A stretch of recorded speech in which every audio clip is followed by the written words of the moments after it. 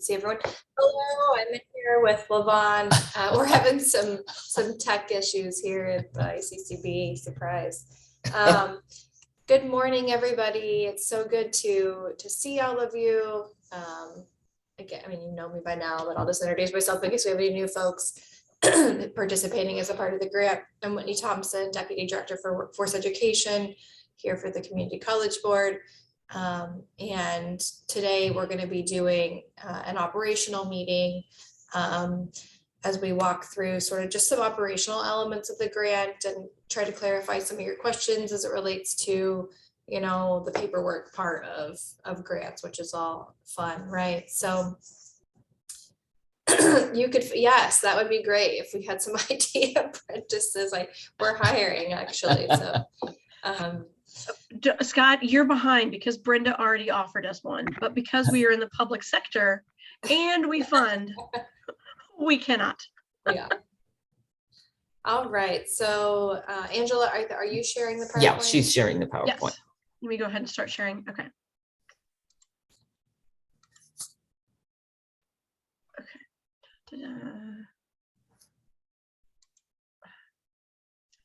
And this is great, except that's in the way. A reminder. Oh, I'm sorry. I kept trying to click the pages and I realized just go to the next slide, Angela. Yeah, the next one in the chat box. Make sure you put your name and your institution in the chat box. So the reason we're asking for this is exactly for what this next page says. So during the monitoring with the Department of Labor, there was a finding around a specific training that we did not provide you all in terms of allowable and unallowable uses of funds. Of course, that's all documented in your manual. So if you can go to the next slide, Angela, that's all documented in the manual. But we're going to share out some additional guidance for you all. And so we just wanted to make sure that that was communicated to you and that we could utilize this meeting as well as those materials to kind of resolve that finding. So that's the reason we're sort of asking for that procedure. And we'll send that out after this along with the PowerPoint. Correct. All right. So today we're going to talk about performance, some fiscal elements, just a reminder of some definitions as we get into the nitty-gritty of reporting your participants and your apprentices. We'll talk a little bit about monitoring. So we haven't formally monitored any of you yet with the grant, and we have a process here at the board where we do monitoring. So Angela and Lavon will talk a little bit about that, and then just some other operational elements. And then we're going to open it up for some Q&A as we think about moving into this final year. How can we further support you? You know, we really won't be focusing in on and learning new things, right? I mean, you're always learning something new, but how can we really hone in on the strategies that you've been learning about and employing, and how do we get those apprentices and how do we get them to completion as we get to the close of this grant. So before I turn it over to Lavon and Angela to talk about performance, I did want to just say, you know, all of you deserve a round of applause, pat on the back. Really? We understand this grant has been challenging for a number of ways, you know, mid-pandemic, just sort of the strange nuances as it relates to this grant. But we are just so proud of the work that you guys have been doing. You know, Lavon, Angela, and I met, and then we met with the coaches too last week. And we're just looking at all the performance that you guys have been reporting, and we're just blown away by the progress this year. And we know that you guys will keep that up, and we just really appreciate you know, your guys' hard work and dedication to this grant.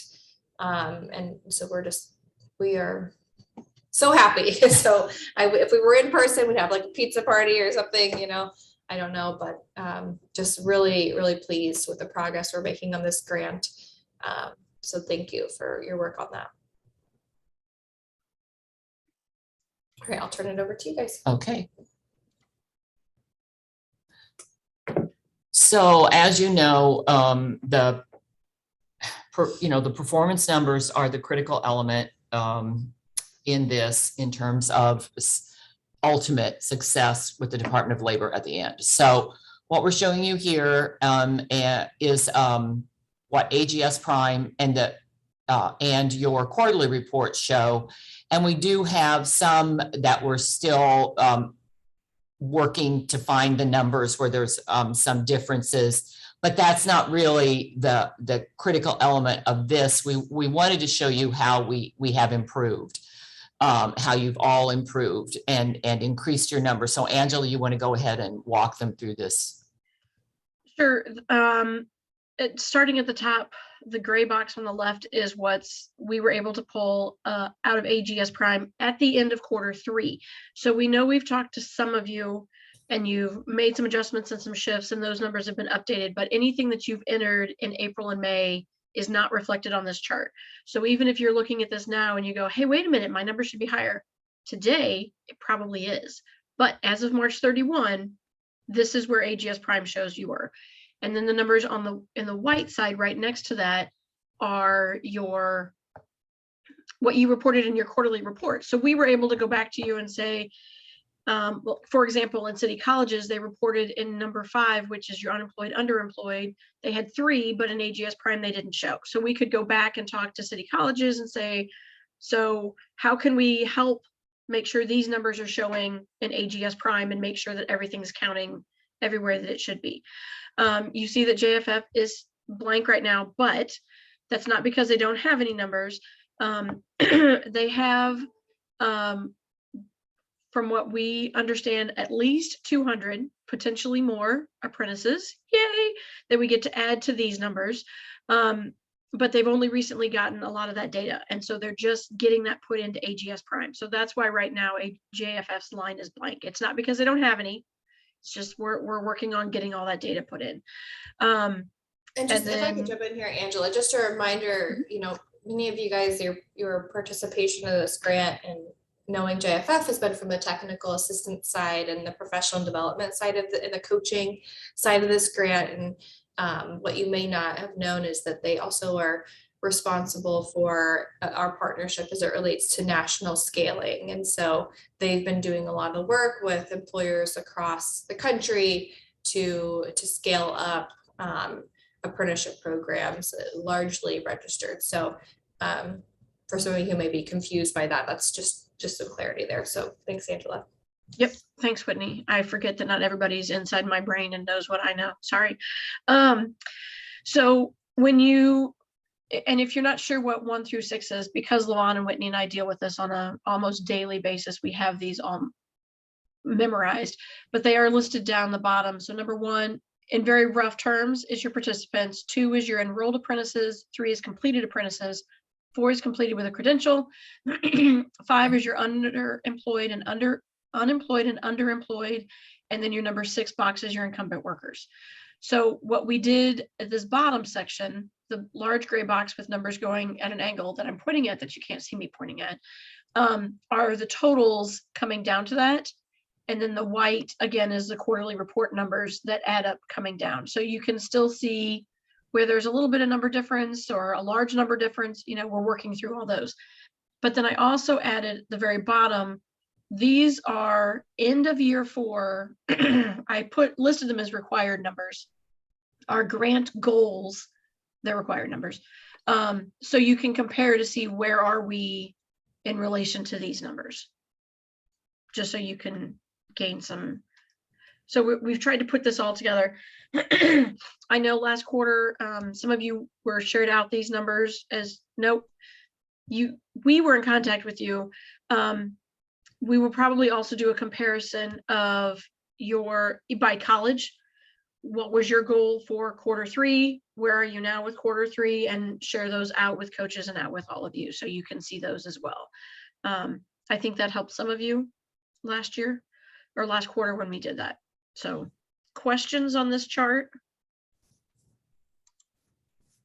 You can see we've made some strides in our numbers. And as Angela said, the numbers have even gone up since March 31, but they're not reflected here because it wouldn't be an act, don't have that. So, Okay, so what I'm Okay. trying to do is figure out how to make this slide the only one that's showing, because usually it does that. I don't know why I'm in opposites mode.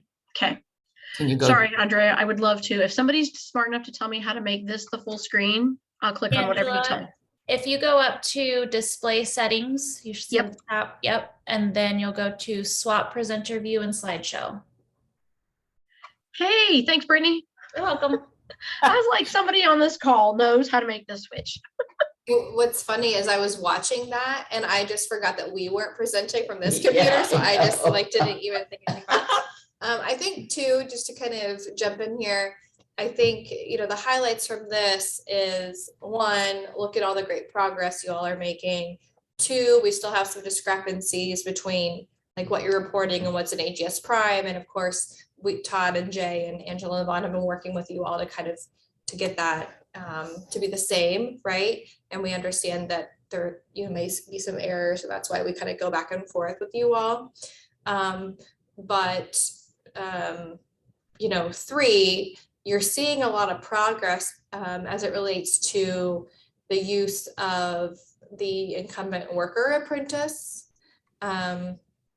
And that's where we're seeing a significant growth, even though those numbers aren't really showing necessarily being reflected in number 6. That seems to be the path that a lot of the colleges have taken, just based on some employer resistance. So working with incumbent workers first, and then thinking about getting employers on board to take some new hires if possible, which will help you with number 5, which is that new hire, right? The underemployed or unemployed person who's hired as an apprentice. So, for those who haven't really engaged in the conversation with employers around, incumbent worker apprentices, and if you aren't meeting your measures or making progress, that may be something to consider. And we're going to talk a little bit about that here.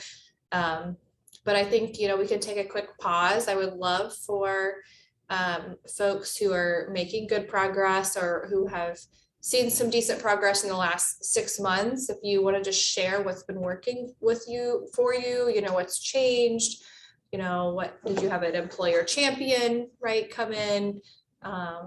Did you employ a new strategy? I would just love to open it up for you all to talk about your success.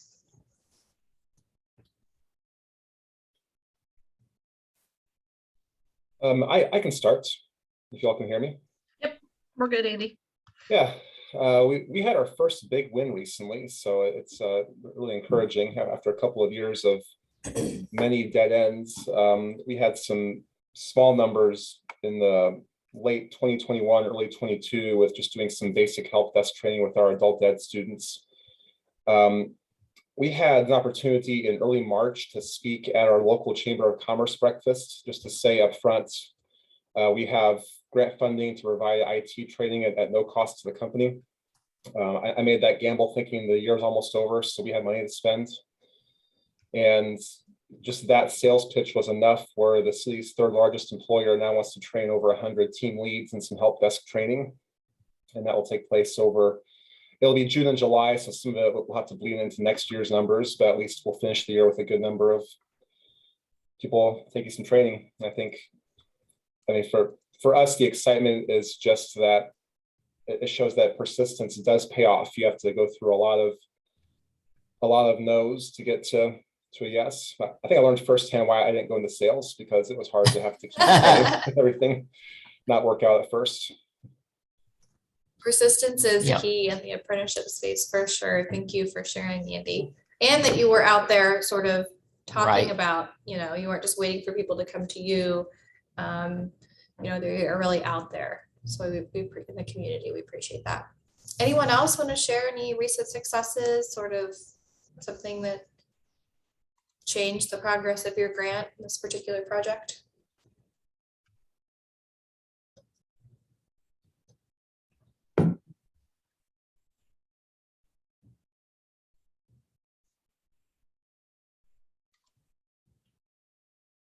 It's very quiet.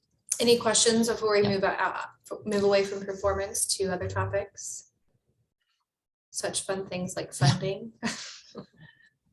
So one thing that I do want to mention on this is that, remember, numbers 3 through 6 are all based on completers. So while the quarterly report, I'm going to pick on College of Lake County because they're the first one I came down to, has 6 on your quarterly report. What that means, what that tells us is that you've got 6 working on it right now. They just haven't completed yet. So we know, okay, we've got 6 coming down the line that eventually will show up in AGS Prime. And so when you're looking at some of these lines 4, 5, and 6, or 5 and 6 particularly, we've had a lot of zeros recently in those columns because it's based on completers. So even though you've been doing the work, if they haven't completed, they don't show up yet. So first, make sure you're getting them marked as completed. That will help. One other thing thank you, Angela. One other thing before we move on. On 5 and 6, remember, that's how they are categorized when they come in and you do whatever eligibility form that you use to capture their information and their demographics. That is what they are when they enter the program, the CAPIT program, as a participant, not at the time of apprenticeship. This is when they come in as a participant, and you do not change that when they go into an apprenticeship program. They will go in as either under an unemployed or an incumbent worker. I just wanted to point that out. So. And remember that 3 and 4 should be the same exact number. If they've completed, they would have received some sort of credential, certification, degree, certificate, etc. So 3 and 4 should be the same. So, once we see those discrepancies, we will make that note and communicate back with you. All right, next slide. Yeah. Is that where Yes, we're going? please. Okay. There you go.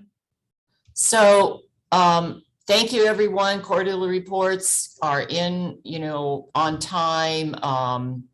And that's great. You're doing a great job of completing those and providing that additional information in the milestone and challenges. Thanks for that. A couple of reminders on it, though. Don't forget to add your college name at the top of the narrative tab. It's gotten a lot better, but it just helps to make sure that we are tracking properly. And then these reports, a reminder, they are cumulative.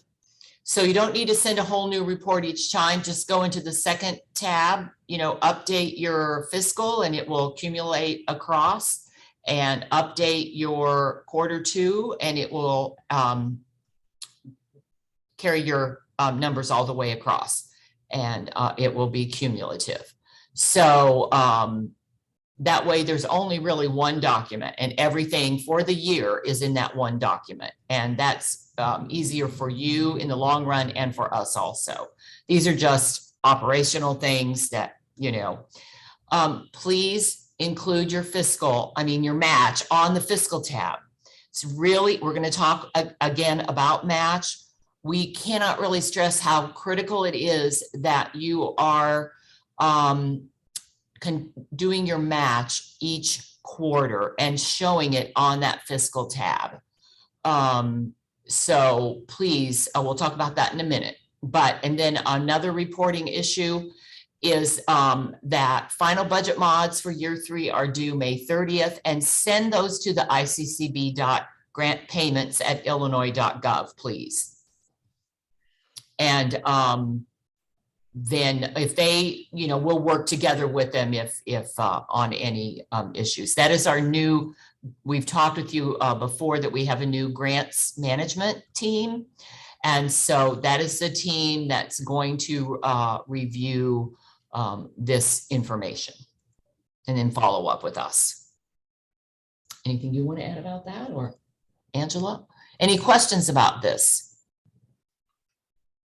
Okay. You want to go to the next one, Angela? And match. Okay, match.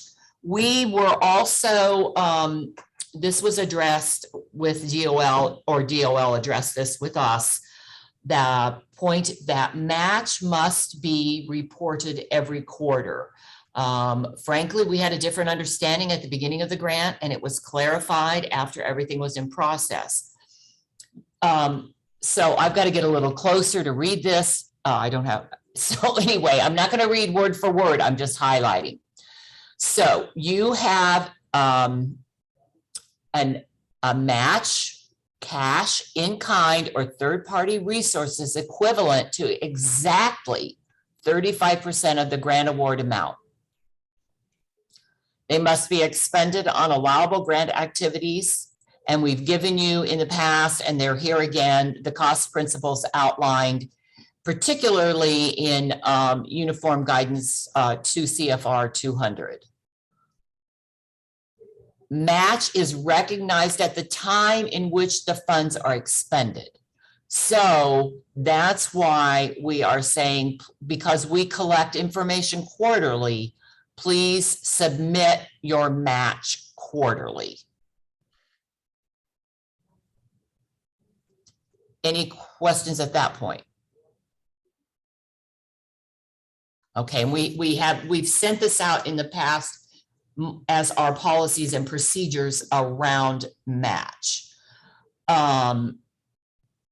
Also know that you could be asked to provide source documentation and accounting records to show where your match funds came from. Now, the way we have it set up in there is it is by line item. So we made a change about a year ago on that. So your match actually, you can show it in the corresponding line items, which does help you in the end, to be able to show where funds came from and to track back. So if the required match is not met, you will be responsible for reimbursing ETA. Now that would be, we have a match also.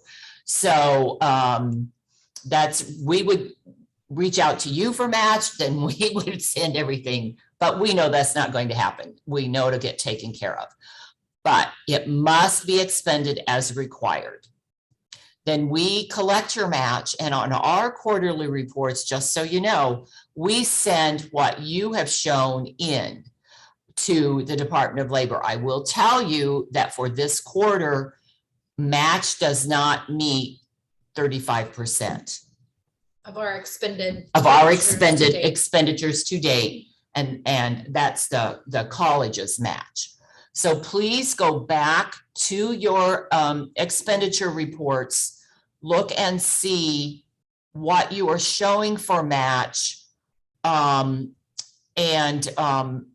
be prepared next quarter to be caught up as much as you can for match to date. Some of you are doing a great job on this. Yes. And you've got everything in and you've got it plugged in. So if you go back and look and you're spot on, great, good for you.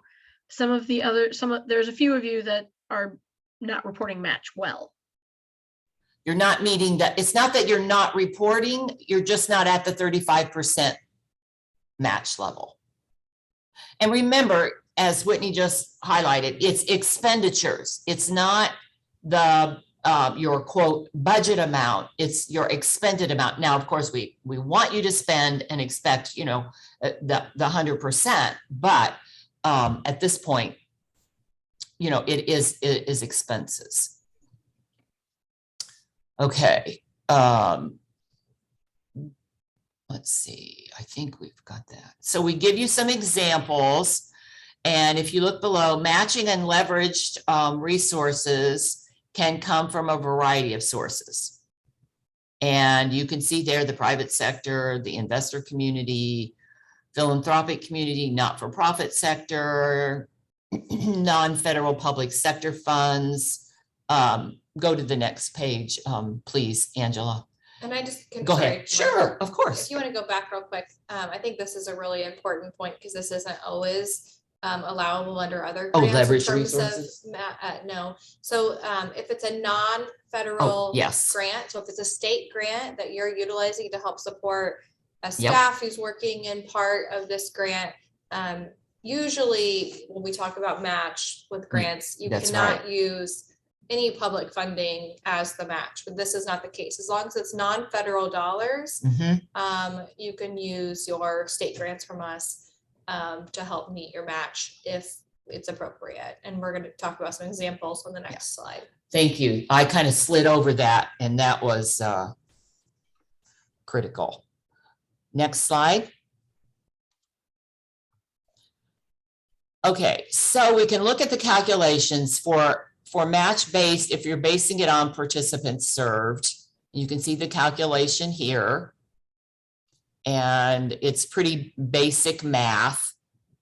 If you're basing it on staff time, would be the hours per year or the percentage of an FTE. And once again, the calculations are times their hourly rate or annual salary times the years of the commitment. Well, I think when we're saying commitment, we're talking about the life of the grant. So if it's 4 years, that's my, and then match based on a set resource. Calculation should be monthly rate times the months per year times the month of a commitment. So for example, there's an example right here. An organization is committing office space. The match commitment letter would read 800 square feet times 2, etc. And then you must report each quarter on your report. We can't stress that enough that it has to be quarterly. So now there's nothing, if they're catching up, there's nothing to keep them from going over on their 35%. Correct. Yeah, you can show it. You can show more if you're catching up on your match, but you cannot show less than what you've expended. So most of you are probably going to show match through staff who are working on behalf of this grant but aren't paid in full or as a part of this grant. So paid by the college, and maybe they're only paid 5% out of this grant, but they're actually doing 10% or 20% of their time is spent on this grant. So work with your business and accounting departments to help you determine some of this information in terms of staff time to be charged to the grant, either as actual charges or direct charges or as through match. You can also count, and I was just trying to find in our manual, which we'll talk a little bit about incumbent workers, but you can also count part of the wages that employers pay to apprentices as match. Obviously, any supplies or space, as you can see in this particular example, can be applied as match if you're not charging it to the grant in full. Any questions about match, or if something counts as match? What to do if you haven't counted match yet, but you want to report that? We'll just have you amend your either year 1, year 2 final reports, but then since we're in year 3, you can just make those adjustments in year 3 with your quarterly report. And feel free to reach out to Angela or me if you have questions and you want to discuss match. We can help you and walk through that. I think it's more of an issue of making sure it's reported each quarter. Now, if you don't spend anything, do you have to report match? No, but if you're trying to catch up, I do believe I've seen some quarterly reports where people have reported match, even if they haven't, quote, expended, because they still had some things going on that were coming out of match. So. like Whitney indicated, someone's time or something like that. Anything on match?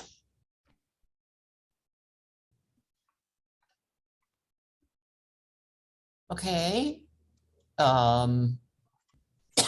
Angela? Okay, Angela, you want to talk about this and then I'll jump back in probably around incumbent workers or something like that. Sure. So what does the word complete mean when we're talking about these performance measures? Like we were talking about numbers 3 through 6, all are related to completers. So some of you, there's been some confusion as to what counts as complete, what doesn't count as complete, who counts as complete, all that sort of thing. So program completion for an apprentice is when they have completed all of the apprenticeship intended grant funded training to the individual during the grant period of the performance. Now, you all get to determine when that occurs. So they have to have completed the training and they have to have completed that online, not online, on the job training piece. All of those pieces have to be completed. And again, you guys are the ones that say, this is at 3 days, it's at 6 months, it's at 2 years, it's after 1 course or 8 courses. You're the ones that make that determination. But this is based off of hired apprentices. So even if you have someone that is taking a course and they complete, but they are not hired as an apprentice, they count in the participant category. They, for this, the purpose of measure 3 and the rest of them for the performance measures, that is not a completer because they're not an apprentice that is completing. They are a participant that's completing. We're excited. We're glad that they completed and that they've got that credential. But unfortunately, they don't get to count in that number. So these are specifically for apprentices. And you should not be counting them in measures 3 through 6 until they have completed both the RTI and the training program component. And so when we've seen some of those discrepancies on numbers, we've come back to programs and said, okay, tell us what's going on. Why are these numbers different? And sometimes they completed, March, maybe they completed April 2nd. So they completed after the quarter, but not in the quarter, so it's a variety of things. So we're just trying to help you clarify and understand that complete is for apprentices only, and they have to have both the RTI and the training program finished in order to get counted as complete. Questions? This is more of a reminder. Right. All right, moving on. Incumbent workers. Lavon, you're back. Okay. So when we talk about incumbent workers, once again, we go back to the beginning. You capture them as an incumbent worker at the time they come into your overall grant program as a participant. They do not get counted, as Angela said, until they complete their training and their both components. I want to point this out. I think you all have gotten this by now because the grantee, you must have a partnership agreement with the employer prior to providing the incumbent worker with the apprenticeship opportunity. So you have to have that employer agreement. Doesn't matter whether it's, we're doing the unregistered 1-day training, 2 weeks, 5 months, whatever. But with incumbent workers, you have to have that partnership agreement with the employer in advance, even if it's the day before. That's okay, but you do have to have that. Typically, and I want to point out this nuance here, they have to have a new job title and a description upon advancement. But they've really shifted that definition and loosened it up quite a bit.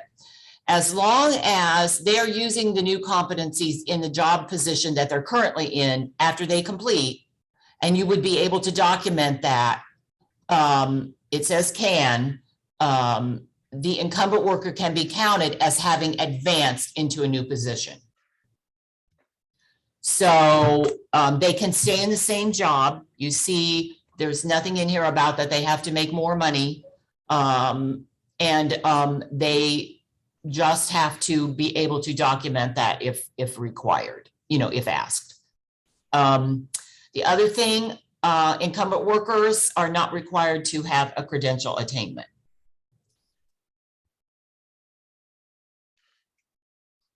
So are there, and then the reason why we're hitting the incumbent worker is because so many of you have chosen that path, and we want to make sure that we're all on the same page on this one. Are there any questions?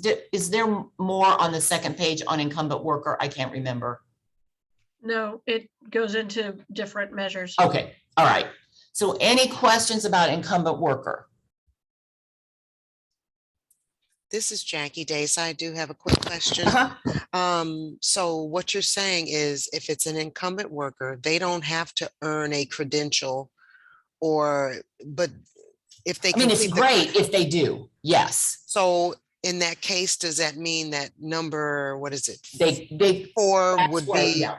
would be less? I mean, So- that'll throw the number off by Go 1? ahead. I'm sorry, I should have spoken up then. Yeah, Whitney. so there's a little bit of a mismatch in terms of the requirements of the Department of Labor and their Yeah. guidance related Surprise. to incumbent workers. So what while measure 3 and 4 should be the same, because if they're completing, they're receiving some sort of even if it's a certificate of completion Right. of the program. I mean, I can't imagine that there would be some sort of training in the apprenticeship program where there wouldn't be something at the end that sort of documents that training. And we would count that as, certificate of completion, a certification, a credential, whatever that may be, a certificate, in that measure 4. We hesitated to put this last point Right. in because I think it confuses folks, but we wanted to remind you that it didn't have to be like a degree Right. or a college certificate, or even a third-party credential. If there's a specific set of competencies and training that the employer was wanting, that's not necessarily organized in a way that we've recognized as A credential. Okay. um, So count it. Right. Count it in Right. both categories. Okay, no problem. Thank you. Yeah, this is the more formal credential that we're referring to, and I should have put some explanatory language there. Yeah. So Whitney, is this similar to how we have to do a sexual harassment training every year? And even if we change agencies or change schools, we still have to start over and do a new one. So it's a certificate that we get at the end that says you've completed this, but it's not going to carry to any place else. So again, for an incumbent worker, they've got the certificate that says you completed the training in, well, I'm going to pick on Andy, help desk. Right. And so they've got that, but it's not an industry recognized credential that you Right. could take to a new job and say, I have a help desk certificate. Right, many of you are doing some customized training that may not culminate in a credential that is portable. So Angela, I think that may help explain it, but I don't want to muddy it Right. anymore. But if you guys have additional questions on this or a specific situation, we can walk through it. Again, we hesitated whether to include it, but we did want to make sure that we were transparent with the Department of Labor guidance on this. Once again, Angela and I are here. If you have questions about that particular one, we can always have further discussion with you on an individual basis. Whitney's point, not to go on and on about it, but she is correct. It is about the formal credential attainment that they do not have to have such a, so you're capturing their competencies and you're giving them some kind of certificate. That's great. Go ahead and count them.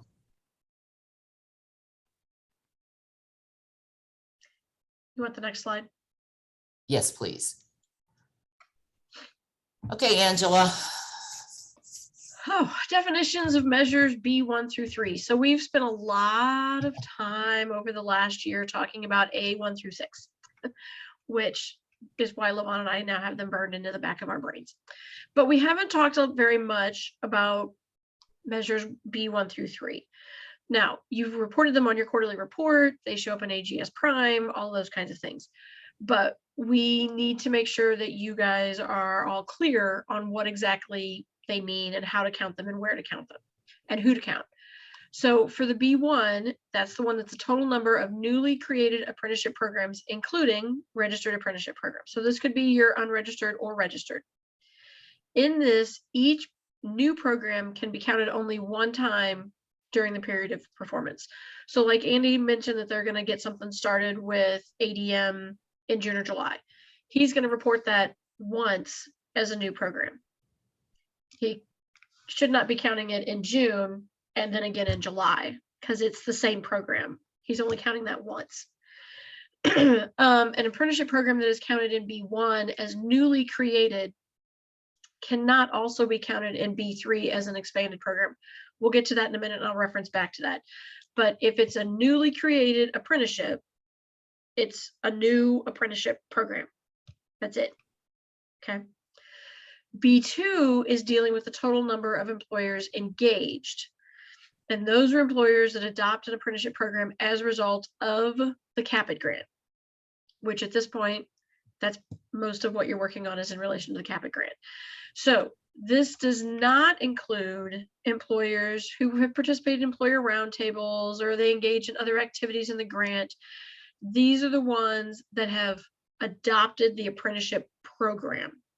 So, sorry, Andy, I'm going to pick on you again. Just because Andy picks up the phone and talked to ADM in January, they hadn't signed on yet. They were not an engaged employer in January.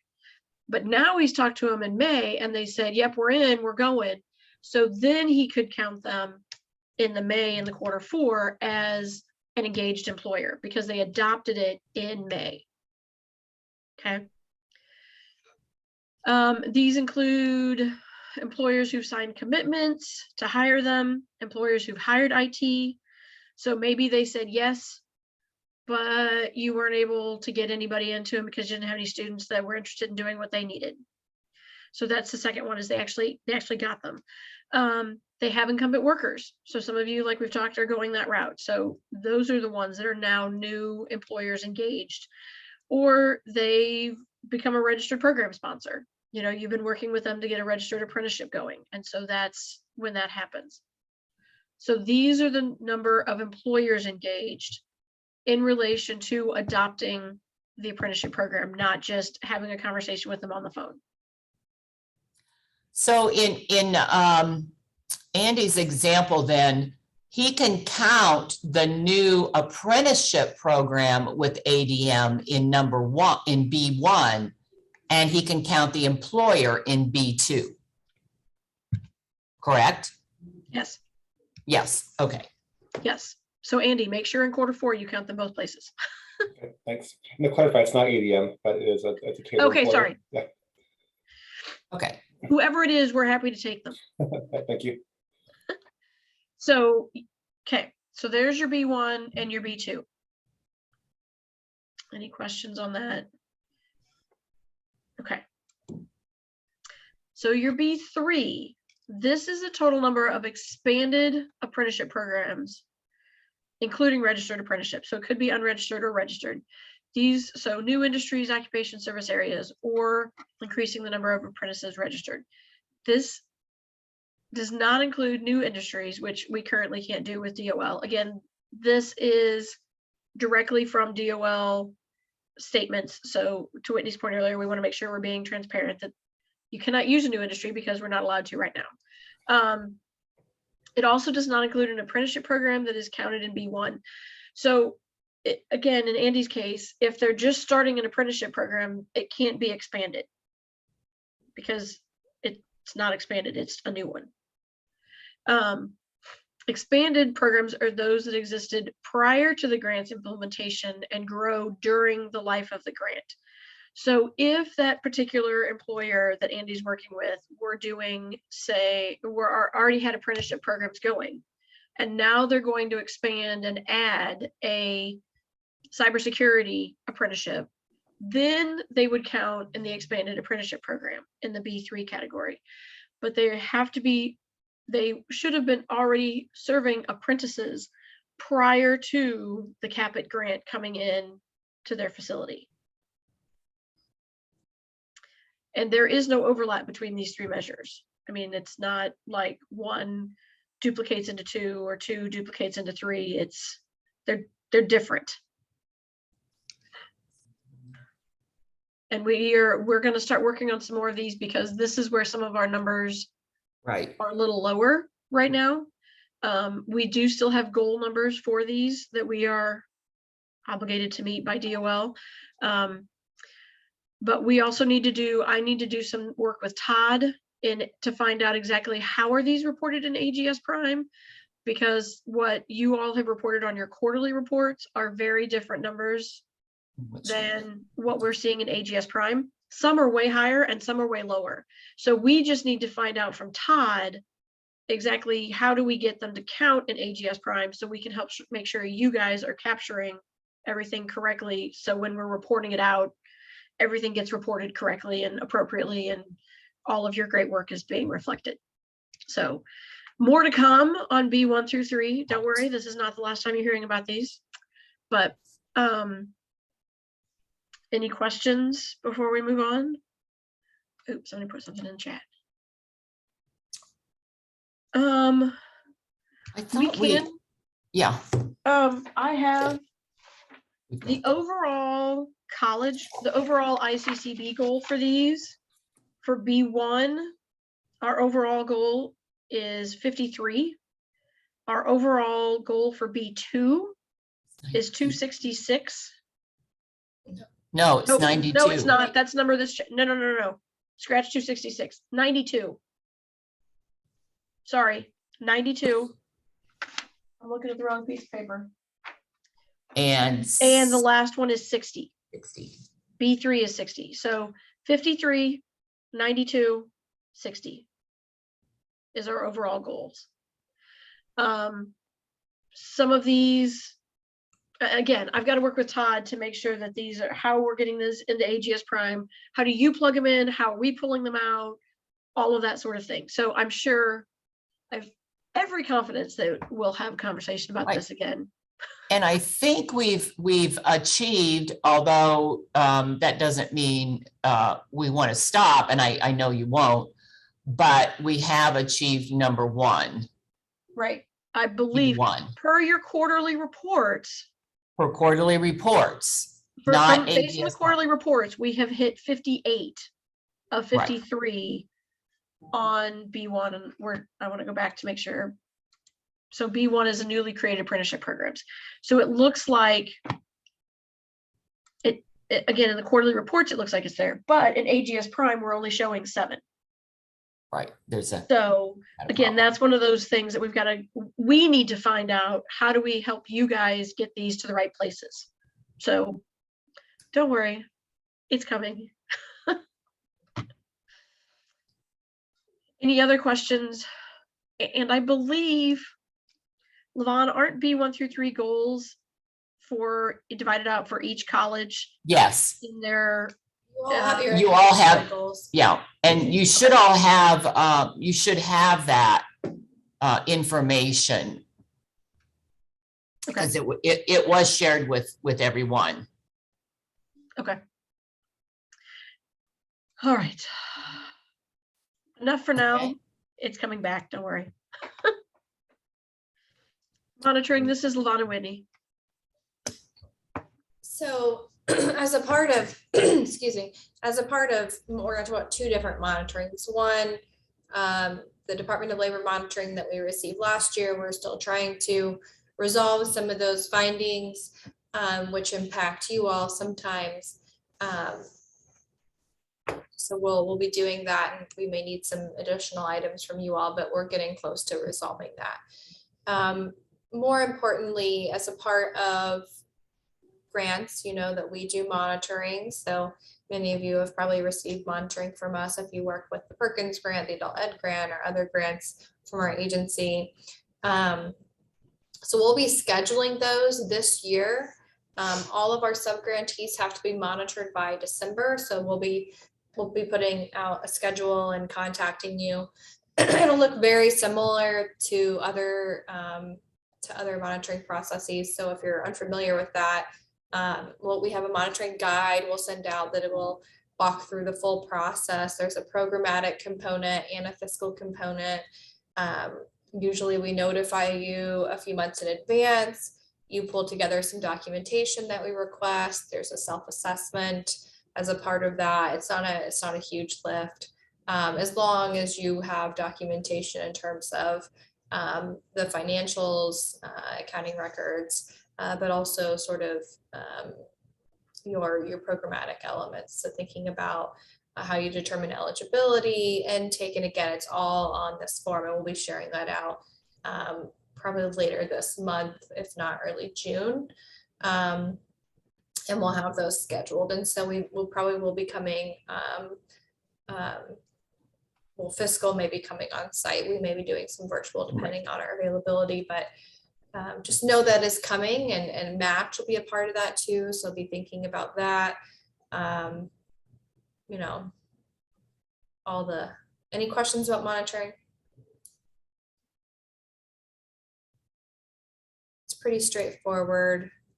If we find issues, we work with you to resolve them, et cetera, et cetera. Some of you have had some staff changes, so you're going to have to think about making sure that you're getting that documentation, you know, if the college didn't have it already, what that looks like. So, all right. Next slide. So I know Whitney's going to talk a little bit more about this, but as far as the operational elements, we're working on a May 15 release of the letter that we send you with the materials you need to do scope revision for year 4 and your budget allocation, and you'll need to do, of course, you know, a new budget.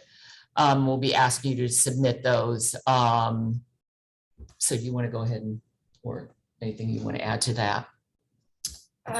Well, just that we'll be sending out, you know, year 4, and we'll talk about the performance for year 4, the funding for year 4, any other parts of the scope.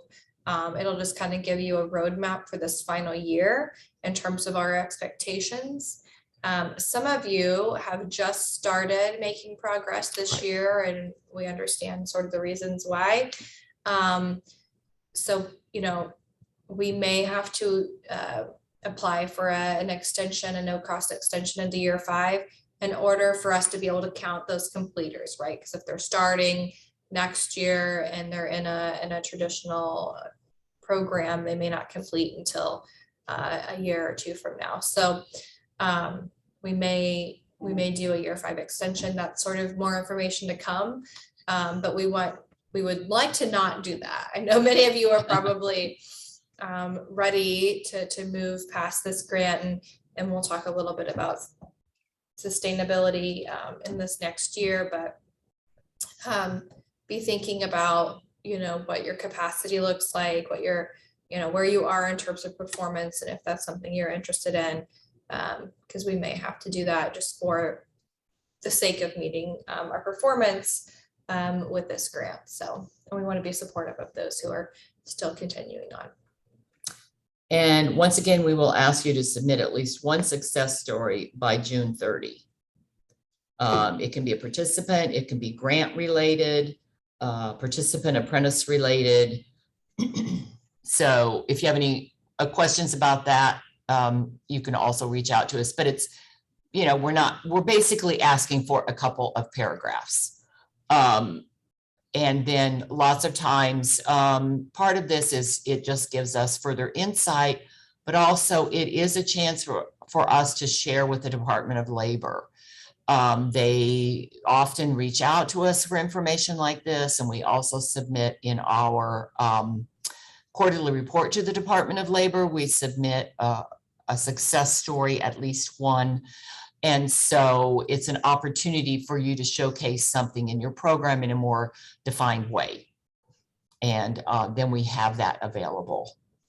So we do have a template. Yep. If you need something to get you started, we have a template that we will send out when we send the recording and the slides. So we'll add that template to that email. But also, if you're doing a success story on a student and you send a picture, please make sure you get a permission signed document to share that information from the student. Just technical stuff. Okay. So in conclusion to this, we did have some questions that we posed for you to talk about, think about. What are you really looking for the coming year to help you move forward? Do you have some things you think that you need professional, for which you need professional development? And have you thought about sustainability regarding your grant? Are there pieces that you would like to see sustained at your community college? What are the barriers to that? Is it that once the money's gone, the work is gone, which is often the case? But if you do have some thoughts on this, we'd like to hear them, or questions around these or other questions that you have. These were just to get the discussion started. And I realize we don't have a whole lot of time, so.